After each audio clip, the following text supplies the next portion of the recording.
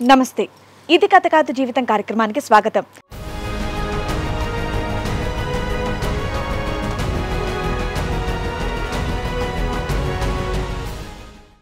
నా చిన్న వయసులోనే పెళ్ళైంది నాకు. 2 పిల్లలు అయ్యాక ఆయన హార్ట్ అటాక్తో చనిపోయాడు.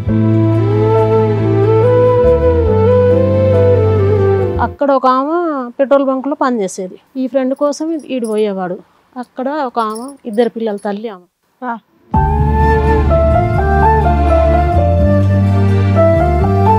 2 పిల్లల తల్లికి అలవాటు అయ్యాడు. అయితే మహిళా మండలిలో కేసు పెట్టింది తను.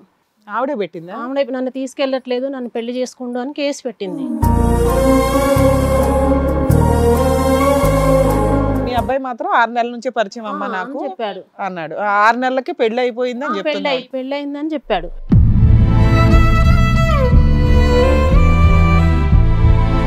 తర్వాత నేను వాళ్ళని కూడా ఎంక్వైరీ చేశాను. మేడం, మీ అబ్బాయి రాబట్టికి 8 నెలలు 9 నెలలు కావచ్చండి, పెళ్ళి అయితే 6 నెలలు అవుతుంది,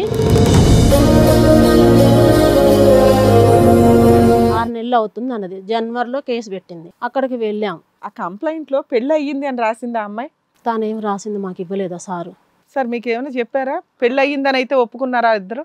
మేడం అసలు వాస్తవంగా అయితే ఆ పంచాయతీ జరిగింది కూడా మాకు చెప్పలే వీళ్ళు.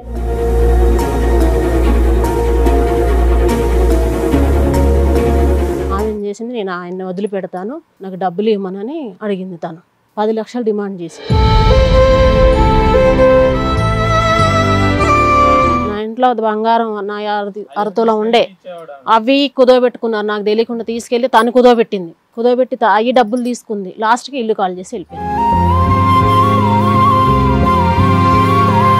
కొడుకు యొక్క వ్యక్తిత్వం బ్యాలెన్స్డ్గా ఉంటుందా, ఇంబ్యాలెన్స్డా? అటు ఇటు కొట్టుపోయే రకమా, ఆంటీని పట్టుకుని తిరిగే రకమా అని అడుగుతున్నాను నేను.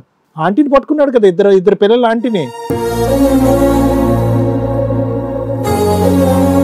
మీ అబ్బాయి ఇంట్లో నుంచి దొంగతనం తీసుకెళ్లిపోయాడు, మీ అబ్బాయి డబ్బు పట్టుకెళ్ళిపోయాడు. అతనికి ఒక అద్భుతమైన అవకాశం, కష్టపడి 1,00,000 రూపాయలతో పేడా వదిలిస్తే మళ్ళీ తగులుకొని మొత్తం జెండా ఎత్తేసారు ఇద్దరు.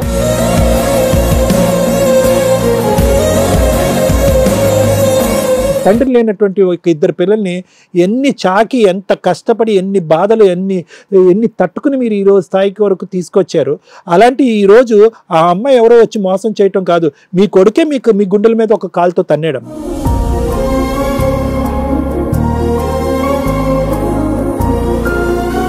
అరే అమ్మాయికి పెళ్ళి అయ్యింది, పిల్లలు ఉన్నారు, హీనం. ఆ అమ్మాయిని ఎట్లా లవ్ చేస్తావురా? దానికంటే ఎవరైనా మామూలు అన్మ్యారీడ్ అమ్మాయిని చేసేవాళ్ళం.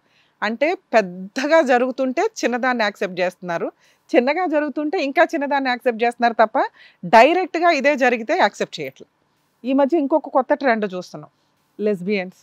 అలా తీసుకొస్తే ఏం చేసేవాళ్ళు?